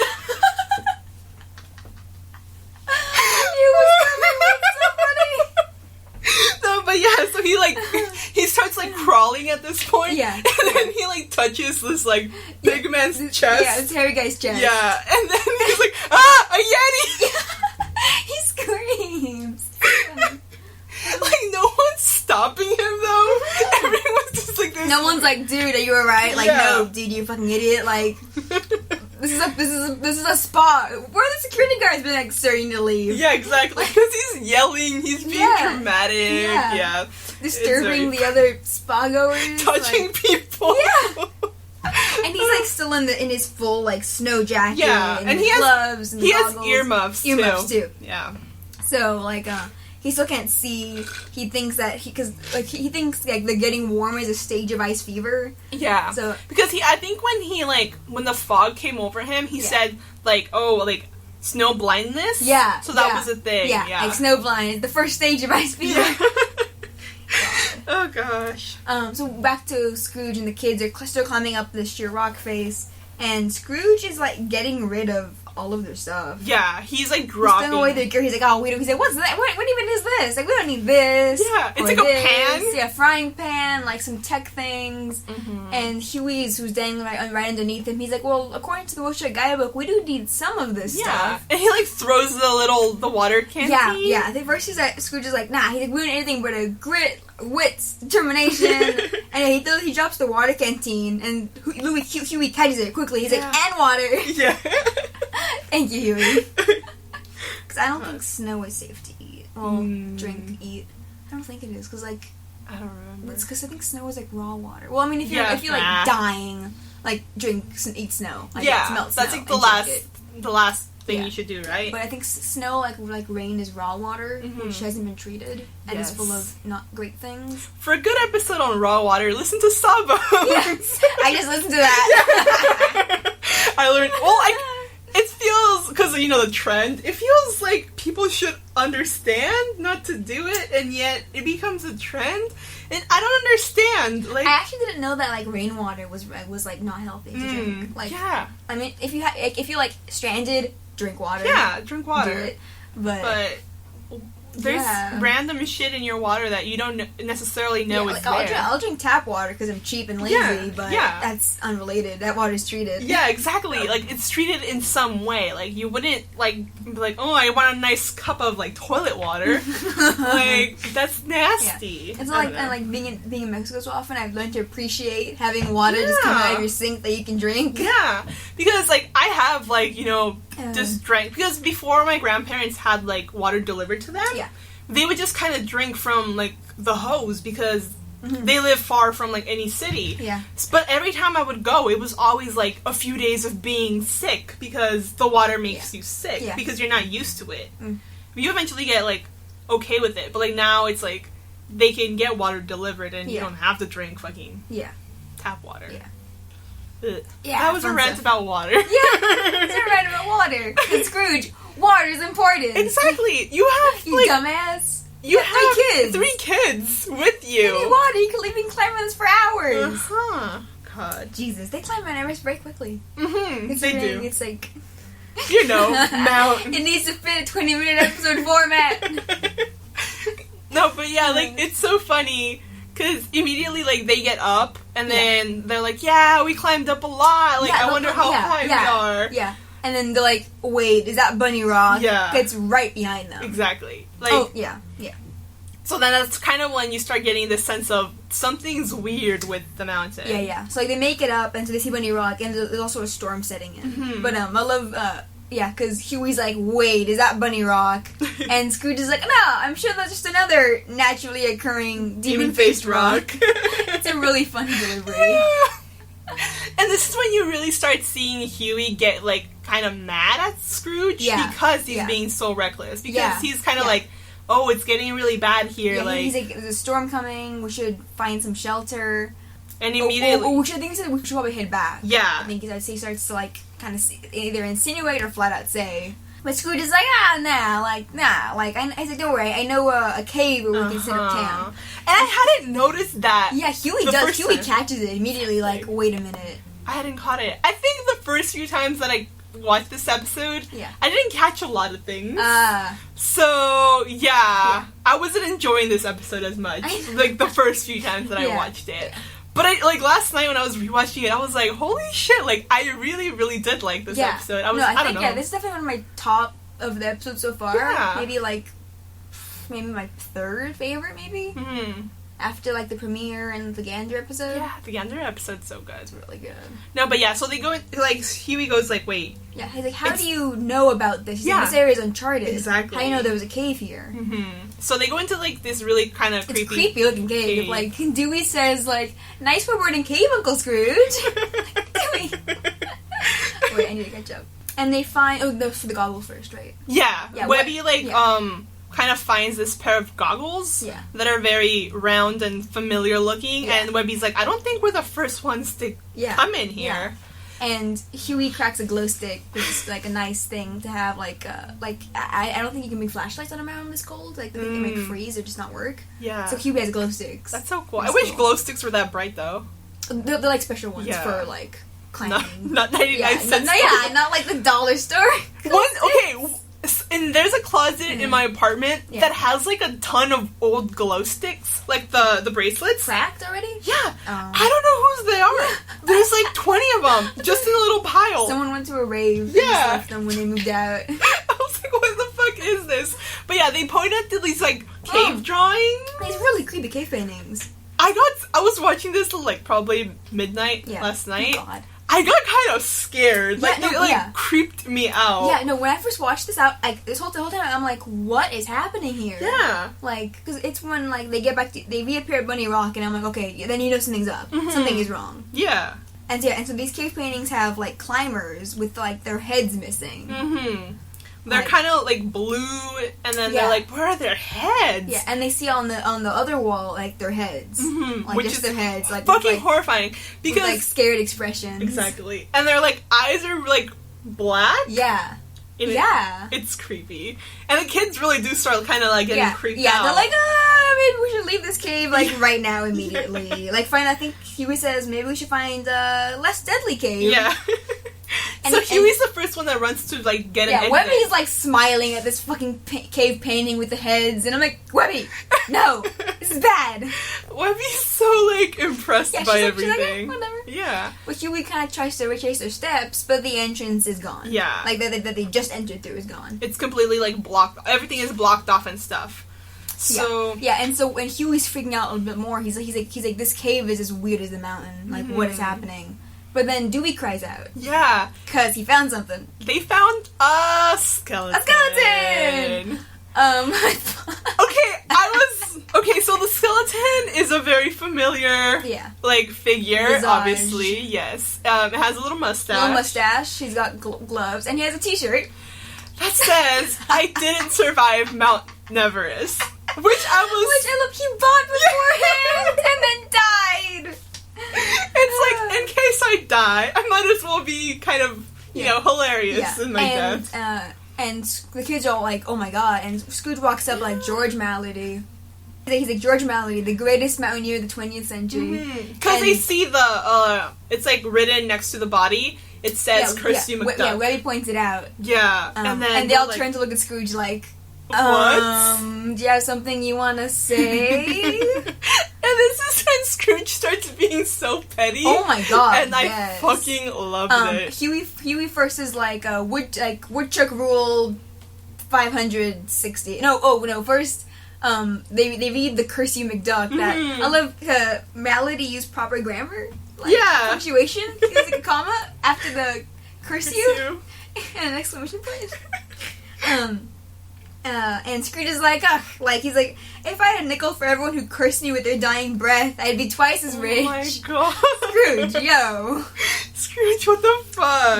But, Huey calls Scrooge out for not telling them the truth. Yeah. And he's like, rule 257 of Woodchuck Troop Leader, of the Woodchuck Guidebook. Like, a troop leader always, never lies to his crew or something like that. I thought I had written down the rule, but I guess not. I didn't. Junior Woodchuck Rule 1118, a Woodchuck Chief must always be honest with his crew. No, but yeah, so then, he's like, you must be honest, because I guess he's their chief, you know? Yeah, Woodchuck Chief. Yeah, he's their chief. So, Scrooge, dramatically confesses. Yeah, he's like, fine. To being the Neverrest Ninny. 75 years ago! 75 years ago, guys! How fucking old is Scrooge? And that's the way he says it, 75 years ago today. Yeah. He's like, I had made my first million. Yeah, and he's like, I wanted to commemorate that with doing something no one had ever done. Exactly. Climbing Mount Neverrest. And so he'd hired Malady to take him up the mountain. Mm-hmm. But Malady apparently mocked him mercilessly. Yeah, because he's I wasn't He's I was a little bit I was a little paranoid. Yeah, he was he has the crock pack. Yeah, he has the crock pack. We see in the flashback that they're in the little Neverrest town, which looks like Scrooge described. Yeah, very kind of bare. There's only a couple shacks, only a couple houses with either laundry or flags hanging. It looks more like a Nepalese village. Yeah, Neverrest is supposed to be set in. And he kind of says I like the way it's narrated, the story, the tone takes very he's not petty at the moment. No, yeah. He's very, like, reflective of what happened. Yeah, of how he was. How, like, he was paranoid. He packed a lot of supplies, but because he was, like, he'd never done anything like this. Exactly. So he was a little worried. Yeah. But that Melody made fun of him for this. What a dick. For being so overly cautious. And he abandoned him to die. Yeah, because... Like, they're scaling, like, a similar cliff to I'm pretty sure it's the same cliff. Is it? Probably, like... that was, like, when I started getting kind of deep about this, I was like... Oh, I think it is. It's the same cliff. Yeah, and I think it definitely... That same... I think either the same or really similar cliff face. Like, the sheer cliff face. Yeah. That he just climbed with the kids. And what he says really, like, got to me at, 12:30 at night when I was watching this. When he's like, I was, weighed down by doubt. Yeah. And he, like, you just see him, like, falling down. Yeah, because Melody's, like, lose weight. Yeah. But Scrooge is too, like, he was too worried about, like, he didn't want to, like, leave any of his emergency supplies. Mm-hmm. Or his sizable money belt. Yeah, exactly. And so, so Melody cut the rope. Yeah. Holding them together and just literally just let Scrooge fall to his death. Yeah. And then Melody obviously later died. Mm-hmm. Like, he never made it. So why are you cursing him? Because Scrooge hired him to climb? I guess. He kept going on his own. Exactly. Like, for me, like, I even wrote down here, like, this time around, I got really sentimental in this part, because I was like, sometimes in your effort to protect yourself, you end up harming yourself because you don't do anything. Yeah. Or, like, you don't do stuff because you're like, if I take this risk, it might not be good. Yeah. So it was like, I got way too, like, sentimental about this part right here. But then immediately Scrooge becomes really fucking petty. I want to just go back to, like, talking about Scrooge. How, in fact, he's very, very old. Anyway, so I guess in this, he is 150 years old, I guess. Like, 75 years ago. So I was wrong. I said in Great Dime Chase because we see when he was young, we see him, like, with the Statue of Liberty behind him. So I assumed it was set later than Life and Times. Because Life and Times, he's like 15, 16 when the Statue of Liberty is barely being built. Yeah. So maybe it is set a bit later. Yeah. I can't do math right now. But maybe it isn't. I don't know. Because the Statue of Liberty was built when he was very young, which changes when he would have been alive and stuff. But I'm a history nerd, so that matters to me a lot more than it should. But, so I guess in this, he's like 75 years old. No, sorry. 150. Yes. And I want them to either explain that, how he's alive, in depth, or just never talk about it. Like this. No one is like, 75 years? Exactly. No one questions it. Yeah. They're just kind of like, yeah, that was me 75 years ago. Yeah. They're like, okay. Like, I think I have no source for this, but I think in the comics, either Don Rosa or Carl Barks, Scrooge did find a fountain of youth that kept him from continuing to age. Mm-hmm. So he stopped aging, but he didn't get any younger. Yeah. So I think that's in one of the comics. I don't know which one. Mm-hmm. So I'm not sure if that's true or not. But I guess that's what happens here. I don't know. Yeah, because he's kind of like, no one questions it. I guess. No one questions it. As far as long as we know, and it's kind of, how long did ducks live? Yeah. Is my next question, I guess. Yeah. 200 years? Exactly. I don't know. Like, but like also like Scrooge talks about going on this expedition to Neverrest after he made his first million. Mm-hmm. Which if you go by Life and Times comic by Don Rosa, this is not long after Scrooge made his fortune in the Klondike. Mm-hmm. So this would be he's in his 30s or 40s. Yeah. And he does look younger. Like, he doesn't have the glasses, which is, like, one noticeable thing, that he doesn't have them. I'm gonna picture a very young, scared-looking Scrooge. Yeah, have fun. But, I think that's all my notes for this. Yeah. I just wrote, I got emotional. So we get back, so Matt later abandoned him, that's really fucked up. And, so Scrooge is like, so while Scrooge became the Neverrest ninny, Melody went down in history as the one to make it the furthest up the mountain. Mm-hmm. And then he kind of looks down and, like, steps over Melody's bone. Exactly. His leg. And he's like, well, nah. He's like, nah, I'm not. And he's like, now Melody's second farthest. Right? And the kids are they're like, what the fuck? Yeah, all of them. Especially Huey, who's been getting on Scrooge's case. But Scrooge tries to defend it. He's like, he was a backstabbing jerk who tried to get me killed. Exactly. Like, and Huey goes like, I think the mountain got even for you. Like, just let it go. Yeah. Like, but we see that, because Huey's worried now, because they know something is up with this mountain. Yeah. And that maybe they shouldn't stay. But Scrooge is still very determined to, like, feat to get even with the mountain himself. Yeah, he's like, now it's my turn to do like take this on. Yeah. And he keeps like kind of, no matter what the kids say, they're like, oh, we're gonna keep going. And then at this point, then Webby like runs off, and she's like, okay, then I'm gonna try to find an exit. Yeah. Webby thinks, she's like, oh, I think I hear something. Yeah, she hears wind, and you can hear the wind. Yeah, and Huey's like, Webby, don't run off, but she runs off. Yeah. And then reappears in the opposite side. So she ran left, and she appears from the right. Yeah, and everyone's like, whoa, where'd you come from? But no one questions it a lot. No, I thought, like, I was watching, cause I just went, we don't know what's up with the mountain. I'm like, she was possessed. That's not Webby anymore. It's a ghost. It's a changeling. I was very concerned. I'm like, because it's creepy. It's very creepy. Like, at this point, we don't know what is happening. Like, we got these creepy paintings. Like, they keep getting, like the mountain's moving around them. Yeah. Like, they keep, like, ending in the same spot no matter where they go and how much they walk. Yeah. They keep coming back to, like, the same places. Yeah, like they leave, they get out of the cave, and they're like, oh, and we must have made, like, covered some serious ground, but they're right behind Bunny Rock. Yeah, again. So then everyone's like, what? And then it cuts back to Launchpad. At this point, Launchpad is sitting in, like, a tub. He's sitting, it's still, like, I think it's, like, water from the hot spring. Yeah. It's being, like, kind of pumped into this tub. And he has, like, those, like, heat blankets that, like, those metal reflect ones that, like, people use for people with shock. Yeah. Like, he has one of those wrapped. I'm surprised he's not passed out. Exactly. Like, it's awful. Like, he's got wearing an insulated jacket when it's hot is hell. Like, Jesus. And, like, Louis walks fast. He's boiling. Yeah, he's boiling. Louis walks fast. He's got a towel wrapped around his waist. Yeah, he's drinking a drink. Yeah, like I don't know if it's like water. It looks like water, but like he's just enjoying the spa. He's having like the most chill day, and he sees Launchpad like sitting in full snow gear in the tub, and he's like, Launchpad? Yeah, and he like tries calling out to him, and like Launchpad's still like mumbling something. Yeah. And he like takes off the earmuff and he like yells. Yeah. And I thought it was so cute. Like immediately, Launchpad's like reaction is to like, he's here with me now, so I have to protect him. Yeah, he like grabs Louis' face. He's like, Louis, is that you? And he's like, and he calls him little buddy. He's like, don't worry, little buddy. Like I'll protect you. Yeah. Which is because little buddy is what Launchpad calls like all kids in Ducktales and Darkwing Duck.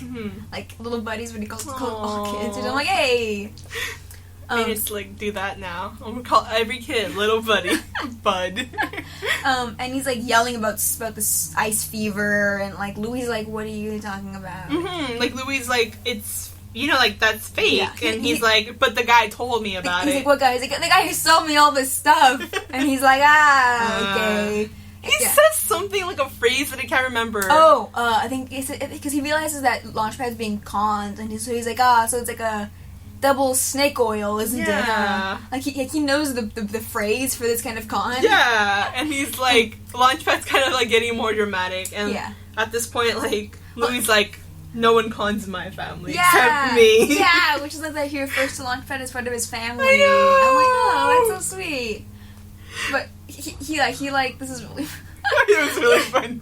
Like Launchpad, who can barely hear Louis, and still thinks they're both like they're gonna be die from like the snow stingers or whatever. He's like here, like soak in the wetness of my sweat. And Louis like, ew, so much wetness. Our combined body heat will save us both. Soak in the wetness of my sweat. Ew, so much wetness. Ew. It's so funny. But like my thing is to like, because we see Launchpad get out of the tub, so it's like, did he like willingly jump in? Or did someone grab him, said, sir, you're in shock, and put him in there? I don't know what happened. I hope they didn't do that. Why were there no paramedics helping him? This man has gone insane. No, like no one. Why is no one like being like, sir, you need to leave, sir? Yeah, exactly. Oh my god. But no one does. And we're back on the mountain. Yes. And they're very close to the top now. They're like right at the base of the summit. And Scrooge is like, yes, like we've made it, like we're almost, and he laughs really loud, this like Scrooge laugh. And it triggers a rock slide, and he's like, and everyone glares at him, and he's like, ha ha! Like this little high-pitched laugh, like, my bad. After all these years, the summit of Mount Neverrest. We're in the clear now, kids! Ha ha!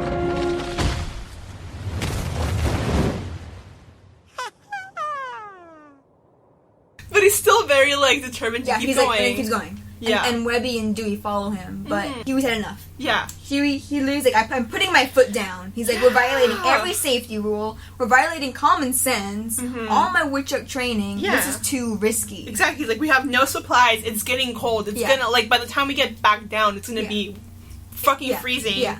And it's like, anything is causing this, like, mountain to collapse. Yeah, like, we don't know what is up with this mountain. And he like, Scrooge keeps trying to, like, talk his way around. Like, he's like, it'd be stupid to give up our chance now. He's like, and to give up a chance now, like, it's like the peaks within our grasp.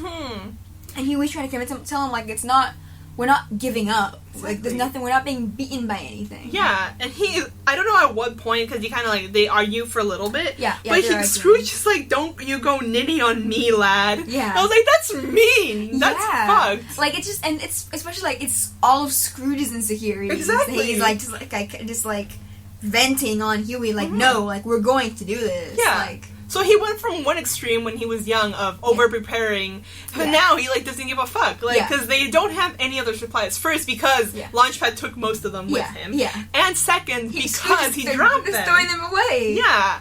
Yeah, and so then, he goes from one thing to another, and Huey's like, no, like, I don't even care about charting anymore. It's too dangerous. It's too dangerous. At this point. Like, we need to, like, acknowledge common sense. We can't do this. Yeah. I mean, while Scrooge and Huey are arguing, they trigger another rock slide. I think. Because in the background, while this has been going on, Dewey and Webby were just kind of climbing up with the sled. They've been climbing up the summit, and how these rocks are, they're like pillars. Yeah, they're very cool. It's weird. It's cool though. Like while they're arguing, like a pillar just where that Dewey and Webby are on collapses, and it sends them plunging off the side of the mountain. Yeah, like they just scream because they're just sent, and like Scrooge and Huey react, but to them they just kind of fell. Yeah. And before they anything really before Huey yells at Scrooge or anything, they hear like the kids, and they're back on top of another column. Yeah, and they're like, what? How did you? How? Yeah. And Dewey's like, I don't know. And Scrooge is like, oh shit, like maybe Launchpad is right, and we are going crazy. But Huey very quickly figures out what's up. Yeah, he tries out. He gets like a little snowball. Yeah, and he throws it off the side. In the same direction that Dewey and Webby went. Yeah, and then the snowball he throws immediately hits Dewey on the head. And you see, it's wormholes. Yeah. The mountain is covered in wormholes. It's so crazy. It's what Huey calls them mystical interdimensional doorways, which is a really cool twist. I'm like, shit, that's so cool. Which would explain how you said that it's too big to climb in this span of time. Yeah. Well, that's probably why, because they kept going through these wormholes. Yeah, so and you keep winding around. Yeah. The mountain isn't letting you get to the top. Yeah. Which is really cool. And then the wormholes thing that we later see in the Terraformians, or we saw in Terraformians. Yeah, because when Huey was trying to reason what the Terraformians were, he's like, or wormholes. He's like, wormholes are always good for unexplained disappearances. Yeah. Which is, considering this episode should have been first, exactly. That would have been a nice callback. It's like how fun it would have been for the rest of however time Huey's explanation for anything. Yeah. Wormholes. It's wormholes. But it was really fun. So Huey's like, it's wormholes, holy shit, and Scrooge wants to get to the top even more now. Yes, he starts praising the mountain. Yeah, he's like, wormholes to protect her peak. That's amazing. Yeah. I want to get there even more now. And Huey's like, God damn it. Yeah, because he's like, Huey is he's still definitely not amused because he's like, well, now even more we don't know where a wormhole would take us. Yeah, Yeah. But because Scrooge is like, and you wanted to turn back. I know. This mountain's covered in wormholes. He's so petty about it. He is. Meanwhile, Dewey and Webby want to, their sled ended up somewhere else. Yeah. So they want to go and find it. Mm-hmm. And so they're kind of just climbing around, hopping through wormholes, trying to find their sled, not realizing that both they're walking on these pillar things and going through the wormholes is making the mountain more unstable. Yeah. So every time they go through a wormhole, kind of this glowing blue-green thing appears, and they keep doing it. They're just hopping around from one place to another. They're also being really loud, which is probably not helping. Yes. and thing. and the things they're landing on are just unstable. Yeah, they're definitely unstable. Yeah, so chunks of rock starts falling by Huey and Scrooge. But Scrooge gets like the same idea as them. He's like, oh, I can use the wormholes to get to the top. And so he does that. He sees that like the sled is in one of the highest. Yeah, like almost right up next to the peak. Yeah, so he's like, okay, I just have to take the wormhole that sled took. So he just jumps off the cliff, basically. He jumps off the cliff! Oh, but before this, my favorite line is when Webby and Dewey are, like, running around. Yeah. And Dewey's like, do you feel nauseous? I'm feeling nauseous. Like my head. Yeah, it's like an offhand thing that he says, but it's really funny. And Scrooge ends up, like, right on the peak that the sled ended up. Not the summit. He's, like, 20 feet away or, like, 30. I can't tell. It's high up still. Yeah. But he lands right next to it. But he keeps trying. The mountain won't let him. Exactly. He keeps trying to jump off different sides, like, and he's prepared to be conquered. No, conquered. No, conquered. Just more and more desperate. But the mountain is not letting him. Yeah, at all. That's what Huey says. And the mountain now is just getting more and more unstable. Mm-hmm.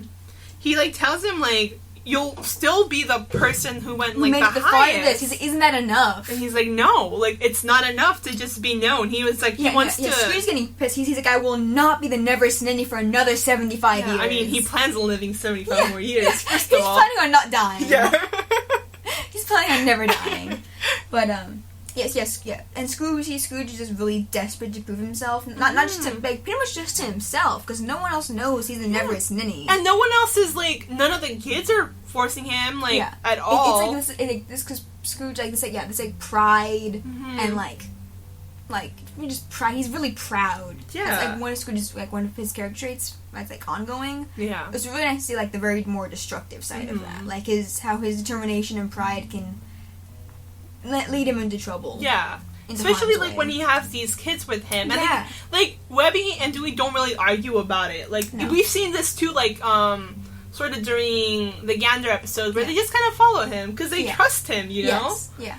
And he kind of completely forgets that sometimes, and he's like, oh, I'm gonna do this for myself, to prove myself. But it's like, dude... And the fact that he has Huey challenging him is good, because the fact that otherwise he would just get carried away with this. Yeah, because they both have that adventurous spirit, but Huey is very much still there are rules. Yeah, Huey knows when to stop and let it go. Like, now, he's telling Scrooge just to let it go. Yeah, he says, like, rule 727 is sometimes the bravest thing an explorer can do is just walk away. Yeah, and he takes his photography badge that he's been wanting to earn and just lets it go. Yeah. Like, he lets the wind carry it away. Yeah. And it's a really nice touch that the badge goes through a wormhole and ends up right with Scrooge. Yeah. And he catches it. I like that nice moment. Mm-hmm. And so he does manage to convince Scrooge. Yeah. Like, finally, he's able to get through to him. Mm-hmm. So he grabs, like, the sled, but the sled was, like... Out. Yeah. It was, like, wedged in the rock. But that kind of, like, causes the whole rock to split. Yeah. And it triggers an avalanche. Exactly. Like, not just a rock slide. Avalanche. An avalanche.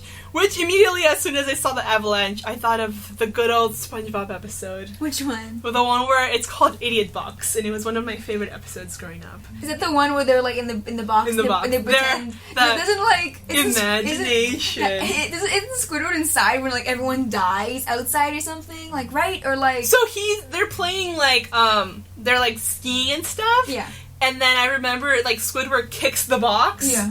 He was like, oh... It was like, something like, Patrick, don't yell, you're gonna trigger an avalanche. That's right. He's like, oh, what? Yeah. An avalanche. And then you hear, like, and then Squidward thinks he's killing them, right? And he, he also kicks it, and it makes the avalanche worse. Yeah. And, like, all these things. I'm gonna put that because it killed me every time. And also, like, there's, like, a part where he's still, like, they're, I guess, dying, and he's like, oh, right, it's like Squidward, like, and it's SpongeBob, like, comforting Patrick, right? Yeah, like, Patrick's dying. Yeah, because they're like, you only get to hear this. Yeah, you only hear it. Along the lines of, like, we have to wait for the choppers to arrive.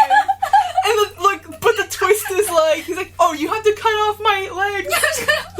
But I've already cut off my arms. Like, no! I remember that. I'm probably really badly butchering it, but it's such a funny, like, 30 seconds. So every time they would say, see like an avalanche, all I could hear in my head was SpongeBob screaming, "An avalanche!" I'm literally crying. Please put it in. You can write it on computer. Oh my god. Oh my god. Gloves. Check. Hats. Check. Underwear. Check. Okay, Patrick. Climb up there and secure this rope. You got it. Patrick, you're going too high. I hope they put some air holes in that box. Take it easy, Patrick. You've got to acclimate. I'll take it easy when I'm dead. I'm chicken heads with Ducktales. Woo! Excelsior! Where's that remote? I am the Lizard King. Woo! Patrick, I think we should keep our voices down. We might start an avalanche. What? I said, I think we should keep our voices down in case of avalanches. What should we keep down? Morons. Our voices! Will you two shut up?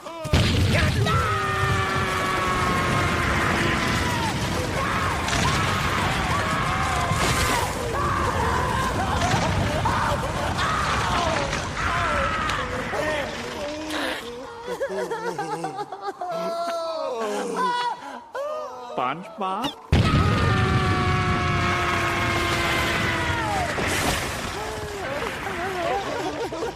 Hold me. Hang in there, buddy. The chopper's on the way. SpongeBob, my legs are frozen solid. You'll have to cut them off with a saw. No, Patrick, I can't do that. Why not? Because I already cut off my own arms. No! But yeah. Anyway, they trigger an avalanche. Trigger a big ass avalanche. And so Scrooge is on the sled, and so he it's a really cool action sequence. Like Webby and Dewey are on adjacent pillars, and the whole like they've been waiting to go sledding thing. Yeah. And I think Dewey's like now, and Scrooge is like now as he's falling. Yeah. So his pillar drops between them. Jumps between them, and they get on the sled. Yeah, they like jump, and he grabs him by the arms and it gets him onto the sled with him. But Huey is stuck on the ground, so Huey has to run from the avalanche first. It's such a cool, because you get kind of this action shot from, Huey's right in front of Huey's perspective. Yeah. So you get to see, how many rocks he's dodging. Yeah, and so, how the snow is all piling up behind him. Yeah, it's such a cool action shot. So then Scrooge and the other kids are on the sled, and then at one point, they're, riding behind, alongside Huey, but he's still running, and then they eventually get him on the sled as well. Yeah, Scrooge maneuvers the sled in front of him so he can grab him. Yeah. It was a good moment. Yeah, and they're using the wormholes. Yeah. The wormholes are getting them, through the off the mountain. They're they'll be right about to die. They go through a wormhole and they're like, ah! And then My favorite is this one, where they're, riding, they're being followed by, Bunny Rock that's been, unhinged. Yeah. And they go through a wormhole, and they're like, oh, okay, they're on top of, Bunny Rock now. Yeah. And it's the whole, the screaming, and then, whoo! Yeah. And then screaming again, whoo! As they go through a wormhole, and they're out of danger, temporarily. Yeah, but it's such a cool, action shot. It's definitely, really cool. we can't describe it that well. Nah, it was very cool to watch, though. Snow fell. That's all I have to say. Fast snow. Good job. Fast snow. Fast snow. And so we're back at the Neverrest base camp. Yes. Where we see the sleazy salesman guy trying to con more tourists into buying his junk. There's 3 dudes around Yeah, him. there's a pelican, a seagull guy, I guess a duck. Yeah. And Louis goes to confront him with dragging the launchpad, who's delirious at this point behind him.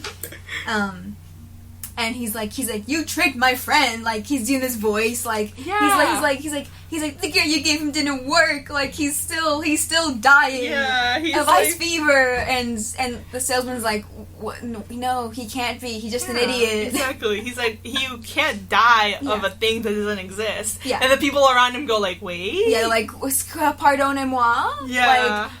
The launchpad falls on his back while Louis trying to out the salesman as a liar. Yeah. He falls on his back and he's like, a bright light. It's the sun. Yeah. He's like, Louis, bury me among the clouds. First of all, no. No, that's impossible. That's the clouds. Just imagine imagining it right now. What the fuck? You just toss a body in the sewer, it lands. It's in a plane. It's like how people like to like spread their ashes at Disneyland, but Disneyland's like, no, don't. But people love doing it at like in the garden in front of the Haunted Mansion. Oh my god, like it's scary. It's fucking emo. Like Haunted Mansion. Ooh. Yeah, emo. You know, like between all like the gravestones and stuff. I'm like, imagine just like being like the people that sweep. They just like sweep up some ashes. God, dude, that's so fucked up. I want my ashes drop during Space Mountain. Space Mountain? You're indoors! Dude. Look at it in space! Exactly! During Indiana Jones, just drop him. Oh my god, it's a nightmare. But, so Louie's like, look, he's dying! Very dramatic. Yeah, super dramatic. Like, Launchpad is, like, fully, like, being honest. Yeah. But Louie's like, look at him, he's dying! And the salesman's like, no, he can't. There's no such thing as ice fever. Yeah. And they asked, and all his what's the customers start ganging up on him. Yeah, he like runs and they all like chase after him. Yeah. And so Louis just goes over and takes off Launchpad's goggles and he's fine. He's like, Louis, you single-handedly carried me down the mountain and cured me of ice fever. Yeah, and Louis like, sure, whatever, he's dude. like, yeah, sure, whatever. He's so chill. I love him so much. And they hug. They see, I think, oh, Launchpad's like, we survived Neverrest. He's like, never, you don't claim our bodies today. But then they see this huge avalanche coming straight down at them, and they're just like, oh shit. Because it looks bad. It looks like really bad. Yeah. It is bad. It is so bad. Like, hundreds died. Yeah. Like, because you see hundreds were killed in this avalanche caused by Scrooge McDuck and friends. Oh my god. Because the way, like, the little town is set up, it's kind of, like, in a valley. Yeah. So when the snow comes, it comes from above and, like, completely covers, like, houses. It like, floods in. Yeah. And, Launchpad and Louie just, like, stare at it, and Launchpad, like, puts his goggles back on. Right before it hits them. And it floods the town, like, Bunny Rock ends up in there. Yeah, it's crazy. Yeah, and if a Webby pops out of the snow, like, they're all fine. Yeah, they're immortal, fine. I guess. They're fine. Webby pops out of the snow, she's like, huh, so that was sledding. Yeah, I was like, Dude. If that one doesn't do it for you, no amount of sledding will ever. Yeah. And so, Huey and Scrooge are like to pop out of the snow together, and Huey's like, "I'm sorry you couldn't make it to the top." Yeah. And Launchpad's like, no, it's fine. He's like, "There's more to us than like a couple of ninnies who couldn't climb Neverrest." Yeah. And he gets like one of those "I didn't survive Mount Neverest" shirts, crosses out the "didn't" and writes "survived." So it's "I survived Mount Neverest." Yeah. I was like, it looked like a super cheap gift. Like, pretty sure he stole it too. I don't think. Oh he totally stole that shirt too. Like, so even cheaper. And he also like wrote on it. Yeah. So I'd be like, oh, someone wrote on this. Can I buy it for like $1, please? Yeah. It's like, oh, someone wrote on this. And so so Scrooge and Queedmon like, nah, it's alright. There's more to us than like people who couldn't like do this one thing. Like, this isn't who we are. Exactly. I was like, nice. You learned a lesson. Yeah, Scrooge. a nice growing thing for Scrooge. Considering he didn't really learn a lesson from the premiere episode. No. He kind of like he learned to accept his family. Yeah. But that's beyond it. that. And like also like letting the kids like adventure with him. But still he has lots of problems. Mm-hmm. But there's something else. Oh yeah, so he gives him the shirt and then Scrooge is like, okay, I'm freezing. Where's that hot cocoa? Like, dude, you just triggered an avalanche. It destroyed half of this town. You probably like killed the cocoa person. Yeah. Like, fuck. But then we like go into like Huey. He was like looking at his map and stuff, and he looks at the little stand of maps that he had yelled about earlier. Yeah, and he goes and puts his map back. Yeah. Which, what's the point? You wrote on it. I know. Just take it. Yeah. I don't know. know. See that like the wind like carries it off into a wormhole in the air, like midair, like 20 feet up, and it reappears on top of Mount Everest on the summit. I thought it was such a cool like and there's nice music also that's playing.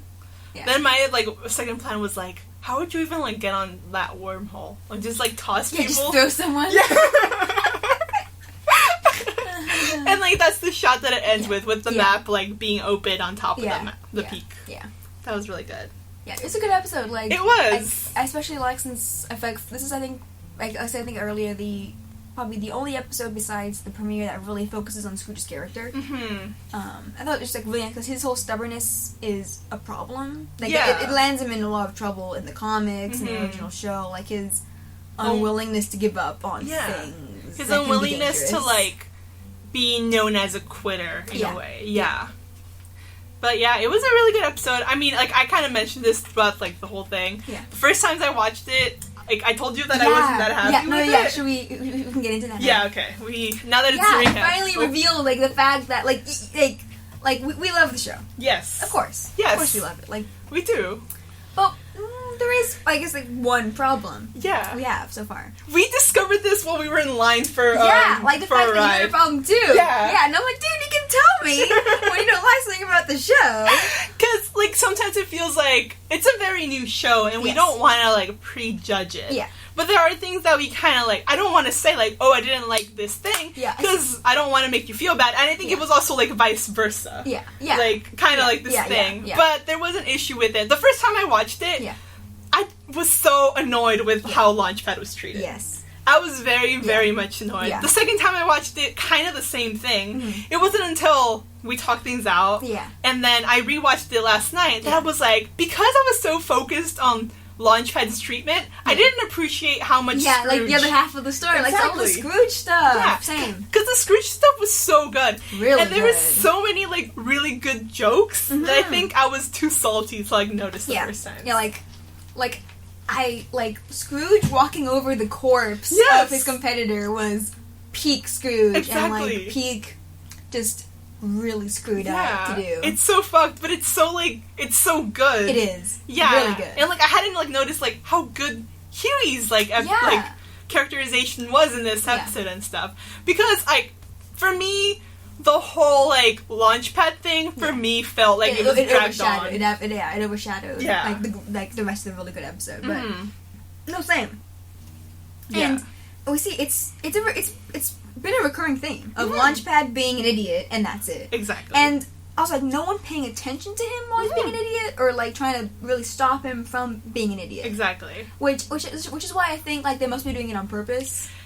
That's my hope and my theory that they are. Cause I have to believe, like, I mean, it has to be like they're leading up to something. Yeah, because it would kind of suck, like, at this point in time, before we have any other episodes, it feels very much like everyone else has been updated in this reboot, except him. Yeah. And I'm very, like, wary of where this can go, because I hope that it's all a con. Yeah. I don't know if we've mentioned before, like, what our plans are, what our, like, our theories are for Launchpad's character. We did a little bit, yeah. Because with Launchpad, this whole, like, it's a thing, like, he's tricked or believes something is not real, and then he just goes with it his whole, like, half of the episode. Yeah. Like, I think I did write down, it's the episode, he's not in many episodes, but almost all the ones he's in. So, this one, the episode with, the Terror of the Terra Firmians, where he thinks he's a mole monster the whole time. Isn't there one more? What episode is he in?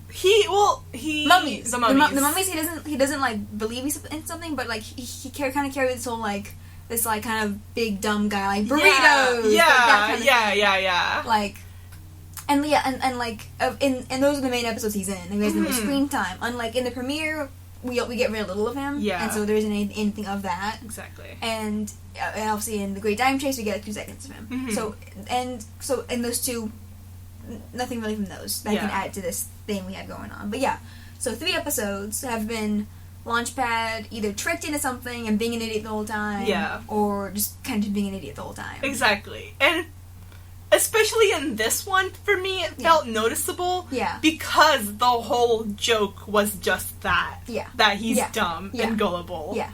And that was, like, kind of it, in a way. Yeah. That's why I feel like there has to be something more to it. It can't just be that, considering this. Like, they updated everyone. Beakley is amazing. Yes. The kids are all have these separate identities. Webby is great. Even Scrooge has been updated. And one very stark deviation from this, besides his introduction, that was a really good intro, just like a normal, this is Launchpad, is the episode of the Lucky Ganser episode, which is a stark difference to how Launchpad usually acts in this show. So because they give him that mysterious, there's something else that he's doing kind of thing. Yeah, like definitely, and the fact that this theme of like people not noticing him. Yeah. But like very obviously like not noticing something very very big at this point. Like he's like, yeah, I got an old girlfriend, and then like Scrooge being yeah, whatever, and then him being very dramatic, and then coming back in the full armor, like like I think we saw there was Launchpad shenanigans that we did not see. Exactly. Like so, how do those shenanigans differ from the Launchpad shenanigans that we have that we're allowed to watch? Yeah, like that happens around other people. Like what happens when he's not with the main cast? Yeah, like what is this? Is this what Launchpad actually like, or is he different? Like I'm thinking he actually is. I'm thinking like since we are going to get a rehash of the Double O Duck episode. Yes. Which I don't know how deeply we've gone into what that is. I think we went deep last episode. Into Double O Duck? Or maybe is this just us talking to each other and then we forget what we recorded? I think. I don't remember anymore. Because Double O Duck, I guess we'll just real quick. Double O Duck is an episode in the original series where Launchpad gets recruited into Shush. He becomes a spy. He becomes a spy for like a day or whatever, a day or two, whatever. And it's a pretty legit episode. I know it's your favorite. Yeah, it's series. really really good. Yeah, I love one of my favorites. There's a lot of spy jokes. Yeah, I love like spy jokes, and I love like old spy kind of verging on kind of dumb things. Yeah. So there's that silliness, but like it's a very good Launchpad episode. Like he's forced to become a spy. He's not bad at it. No. Like he has a gun. He has like grenades and like a bunch of stuff. The only drawback from that episode is like the sexist comment that happens. Yeah, and it's weirdly sexy at the end. Yeah. Or in the middle. Yeah. But it's a good episode. And I think we probably mentioned how, we know at this point that Beakley is a spy as well. Yeah. And we know like kind of like the Darkwing connection thing that might come up. There is like something with Darkwing that's probably going to happen, but so I definitely think that what they're trying to imply is like a Double O Duck connection with this Launchpad, because it makes sense. Like the fact that they're like overemphasizing how dumb he is. Like not even in the original series did they emphasize how dumb he was this much. Because in the original series, I feel like it was more emphasizing his like heroics. Yes. And then a little, because he was so focused on being a hero, he kind of got dumb about things. Yes. But it was never like. He wasn't one of the characters that was a dumb joke. No, that was someone else. That was Doofus, that was Burger, that was a bunch of other people. Yeah. But original series Launchpad, he wasn't like, he was dumb, but that wasn't like all he was. Yeah. But the fact that there wasn't much more to Launchpad in the original series, he was just kind of like, Launchpad, there he is. He had 1 or 2 solo episodes. No solo episodes in Darkwing, like I think I mentioned before, unfortunately, because he's much better than that. But he is really, really good in Darkwing. Like his scenes in Darkwing are really good. Like whenever he's there. But anyway, but as I'm thinking, there's more to this Launchpad. Like there's more to all of these characters that I'm thinking that's what they're going to do with the Double Duck connection. But in the meantime, I'm just like, okay, he's dumb. He does dumb stuff. Like this time around, I think I just kind of took it more at face value. Yeah, and I was like, it is an enjoyable sequence. Yeah, it's funny. It is funny. Yeah, it is funny. But like the first time I saw it was more like I was kind of like, I get it. Like I get it. He's dumb. Yeah. Like I don't know. Maybe I'm just standing too hard. Maybe a little. Yeah, like I have faith in the writers. Same. That they fleshed out everyone. So I'm not gonna just leave poor Launchpad out in the cold. And I love Beck Bennett's voice for him. Same. Like I love the original voice actor. I forgot his name. I'm sorry. Nope. I don't got it. Nope, I don't got it. Sorry. But I do really like Beck Bennett as Launchpad. He has a very good Launchpad. It's a very good voice. It's very kind of. I'm ready. I'm kind of like attacking ahead of time because I'm like, how dare you hurt I know me this we way? barely had 8 episodes. Yeah, exactly. I'm really excited for future episodes. Same. But obviously we have a while to wait. Yeah, sad life. I think apparently Tad Stones was at DragonCon. I think it was last year. That's where he revealed a lot of like information about Darkwing in this series that we don't want to bring up yet in case people don't know it and they want to be surprised. But he did mention that apparently we're supposed to get a long hiatus, I assume this one, after Christmas. Yeah. And that Gizmo Duck is supposed to come back, like, when we come back with episodes. I don't know if that's completely true. If we're getting Gizmo Duck right away, because we've gotten like clips for the McMystery and McDuck McManor, which they